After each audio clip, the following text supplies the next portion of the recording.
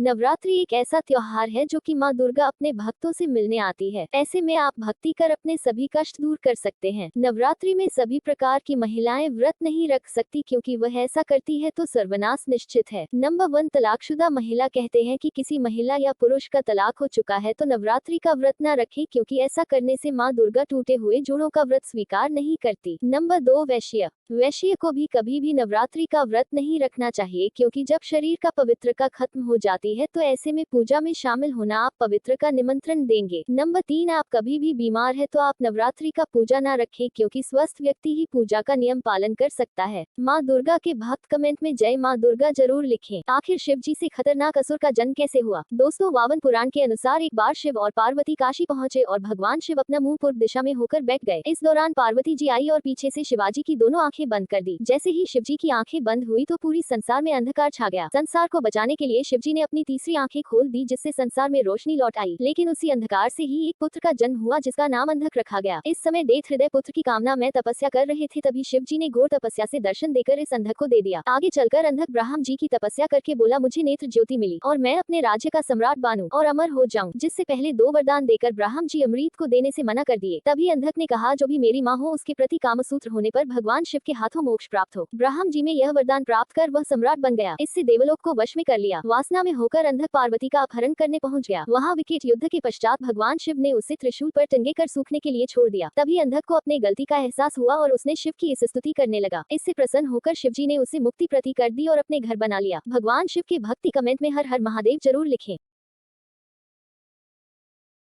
यज्ञ और हवन में हर मंत्र के बाद स्वाहा क्यों बोला जाता है? दरअसल हिंदू धर्म में राजा दक्ष की बेटी का नाम था स्वाहा और राजा दक्ष अपनी बेटी की शादी अग्नि देव से करवाया था। तब उनकी बेटी को वरदान मिला था कि कोई भी इंसान अग्नि के माध्यम से कोई भी वस्तु भगवान के पास पहुंचाना चाहता है तो तब तक नहीं पहुंचेगी जब तक स्वाहा का नाम न लिया जाए। इसलिए जब भी किसी मंत्र का उच्चारण किया जाता है तो अंत में स्वाहा बोला जाता है। गणेश जी ने भगवान शिव को असली रूप में देखकर क्या कहा था? शिव पुराण के अनुसार गणेश जी ने अपने पिता शिव जी से कहा है, पिता श्री छिन्न वस्त्र और मुंडमाला पहनाकर अच्छे नहीं लगते। मेरी माता गौरी पूर्ण रूप से सुंदर है, उनके साथ आप इस रूप में बिल्कुल अच्छे नहीं लगते। आप कृपा करके सुंदर रूप में माता के सामने आए। गणेश जी की बात सुनकर शिव जी स्नान करके लेटे तो उनके शरीर में वशम नहीं था, मुंडमाला उतरी हुई थी, जिससे सभी देवी देवताओं ने देखकर बेमहस हो गए। महादेव का वह एक ऐसा रूप था जिसको देखकर मोहनी भी मोहित जाए। भगवान शिव ये रूप कभी नहीं प्रकट किए थे और गणेश जी इस रूप को देखकर स्तब्ध हो गए और पिताजी से बोले, मुझे क्षमा कर दीजिए पिताश्री, अब अपना स्वरूप धारण कर लीजिए। तब भगवान शिव बोले, पुत्र तुम तो अभी कह रहे थे कि आप सुंदर रूप में आए, लेकिन अब क्या हुआ? तब गणेश जी बोले, पिताजी हम जानते थे कि मेरी माँ से सुंदर कोई नहीं है।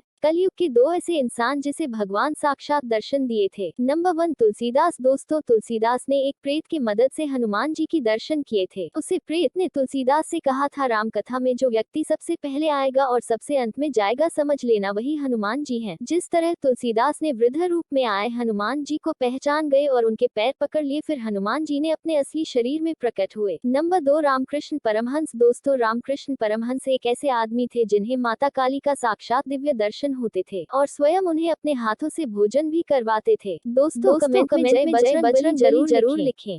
आखिर क्यों भगवान शिव ने अपने एक भक्त के लिए समय के चक्र को ही बदल दिया? एक बार एक भक्त ने केदारनाथ दर्शन के लिए चल पड़ा। करीब 6 महीने उसे वहाँ पहुँचने में लग गए, परंतु वहाँ पहुँचने के बाद पुजारी ने उसे दर्शन करने से रोका। पुजारी ने बोला, तुम गलत समय पर दर्शन को आए, क्योंकि सर्दियों में 6 महीने के बाद केदारनाथ धाम के पट बंद हो जाते हैं। अब 6 महीने बाद केदारनाथ के पट खुलेंगे। ये सुनकर वो दुखी हुआ क्योंकि अब वो वापस गया तो 6 महीने तो उसे घर पहुँचने में लग जाएंगे। वो उस दिन सर्दी भरी ठंडी रात में मंदिर के पास ही रुक गया। तभी एक अघोरी उसके पास आया और पास आग जलाकर कुछ फल उसे खाने को दिए और वे बात करते करते तभी उसकी आग लग गई। अगली सुबह जब वो उठा तो उसने देखा केदारनाथ के पट खुल चुके थे। वो महादेव के दर्शन कर अचानक उसी पंडित से मिला और पूछा कि मंदिर तो 6 महीने बाद खुलने वाला था, तो आज क्यों बोल दिया? तो पंडित उससे पहचानते हुए बोला कि मंदिर 6 महीने के बाद ही खुला है। पहले तो उसे कुछ समझ नहीं आया, फिर पता चला कि 6 महीने तो सच में बीत चुके थे। वो अघोरी के